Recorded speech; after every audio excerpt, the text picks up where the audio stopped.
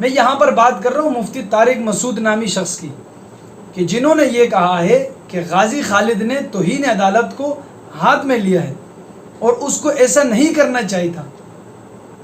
اس کو عدالت میں جو ہے نا، اس کا جو ایک نظام ہے اس کے تحت اس مسئلے کو حل کرنا تھا۔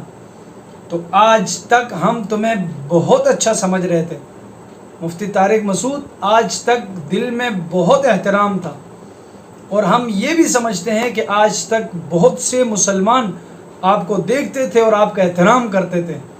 آج جو تم نے غلاظت بکی ہے اپنی زبان سے، آپ نے فیس بک پر خاص کر یہ ویڈیو ان کی دیکھ لی ہوگی، جہاں پر اس نے غلاظت کیا بکواسات اتنی کی ہے، اپنے منہ سے اتنا گند پھینکا ہے کہ اگر وہ کسی ایک علاقے میں اگر وہ گند پھیلایا جائے تو علاقے والے اس بدبو سے جو ہے نا ناک پکڑ کے علاقہ چھوڑ جائیں، اتنا گند اس نے پھینکا ہے۔ یہ کہتا ہے کہ غازی خالد نے توہین عدالت کی ہے۔ تو جو شخص اپنے والدین کے لیے ایک لمحہ بھی ایک لفظ بھی غلط استعمال برداشت نہیں کر سکتا، تو وہ شخص پھر توہین رسالت کیسے برداشت کرے گا؟ ہمیں تم سے بہت امیدیں تھی، اب نہیں ہیں۔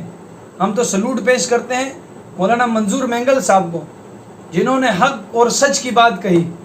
السلام علیکم، میرا نام عمیر یوسف زئی ہے۔ دوستو، ایک ایسا مسئلہ ہے کہ جس پر غریب سے غریب اور امیر سے امیر بندہ یہ کہنے پر مجبور ہو جاتا ہے کہ ہم کٹ مر تو سکتے ہیں مگر اس مسئلے پر کوئی کمپرومائز نہیں کر سکتے۔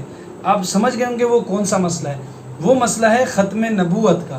دوستو، 1992 سے طاہر سلیم نامی شخص گستاخیاں کرتے ہوئے آ رہا تھا، یہاں تک کہ 2020 تک وہ گستاخی کرتے آ رہا ہے۔ دوسری بات کہ اس شخص نے عدالتوں کے چکر لگائے، اس کے خلاف مقدمات درج ہوئے، عدالت دن بدن اس کو تاریخ دیتی رہی مگر کوئی ٹھوس اقدام انہوں نے نہیں کیا۔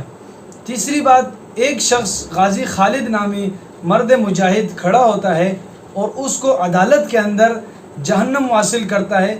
تو یہاں پر چند بہت جسے لوگ پڑھے لکھے سمجھتے ہیں، دانشور سمجھتے ہیں، وہ لوگ بھی یہ کہنے پہ آ گئے کہ توہین عدالت کی ہے۔ میرا سوال ان لوگوں سے ہے کہ اگر تمہارے ماں باپ کے خلاف کوئی چھوٹا سا لفظ بھی کہے، بولے، یا تمہارے ماں باپ کو گالی دے، تو کیا تم عدالتوں کے چکر لگاؤ گے جہاں تمہارے کو سراسر پتہ ہے کہ وہاں سے انصاف نام کی کوئی چیز نہیں ملنے والی؟ اور ایک دوسری بات، جب تمہارے والدین کے خلاف کوئی ہلکا سا بھی چھوٹی سی بھی بات کرے گا، تم گھوسا نہیں مارو گے اس کے منہ پہ؟ ضرور مارو گے نا۔ جب تم اپنے والدین کے لیے اتنا درد رکھتے ہو، اتنا احترام رکھتے ہو، تو نبی کریم علیہ السلام تو وہ ہستی ہے کہ جس کے لیے دنیا اور آخرت بنائی گئی، ان کے لیے پھر مسلمانوں کی غیرت کیسے نہیں جاگے گی؟ میں یہاں پر بات کر رہا ہوں مفتی طارق مسعود نامی شخص کی، کہ جنہوں نے یہ کہا ہے کہ غازی خالد نے توہین عدالت کو ہاتھ میں لیا ہے اور اس کو ایسا نہیں کرنا چاہیے تھا۔ اس کو عدالت میں جو ہے نا، اس کا جو ایک نظام ہے اس کے تحت اس مسئلے کو حل کرنا تھا۔ تو آج تک ہم تمہیں بہت اچھا سمجھ رہے تھے مفتی طارق مسعود، آج تک دل میں بہت احترام تھا، اور ہم یہ بھی سمجھتے ہیں کہ آج تک بہت سے مسلمان آپ کو دیکھتے تھے اور آپ کا احترام کرتے تھے۔ آج جو تم نے غلاظت بکی ہے اپنی زبان سے، میں وہ ویڈیو یہاں شیئر اس لیے نہیں کر سکتا کہ کاپی رائٹ کا مسئلہ ہے۔ یہ لوگ تو بیٹھے ہوئے اسی لیے کہ ان کی کوئی بھی ویڈیو ہلکی سے کوئی اٹھا لے اس پہ کاپی رائٹ مارتے ہیں۔ خیر، قانون جو یوٹیوب کا ہے اس کو مد نظر رکھتے ہو، میں اس شخص پہ یوں ہی کہوں گا، آپ نے فیس بک پر خاص کر یہ ویڈیو ان کی دیکھ لی ہوگی، جہاں پر اس نے غلاظت کیا بکواسات اتنی کی ہے، اپنے منہ سے اتنا گند پھینکا ہے کہ اگر وہ کسی ایک علاقے میں اگر وہ گند پھیلایا جائے تو علاقے والے اس بدبو سے جو ہے نا ناک پکڑ کے علاقہ چھوڑ جائیں، اتنا گند اس نے پھینکا ہے۔ یہ کہتا ہے کہ غازی خالد نے توہین عدالت کی ہے۔ تو جو شخص اپنے والدین کے لیے ایک لمحہ بھی ایک لفظ بھی غلط استعمال برداشت نہیں کر سکتا، تو وہ شخص پھر توہین رسالت کیسے برداشت کرے گا؟ ہمیں تم سے بہت امیدیں تھی، اب نہیں ہیں۔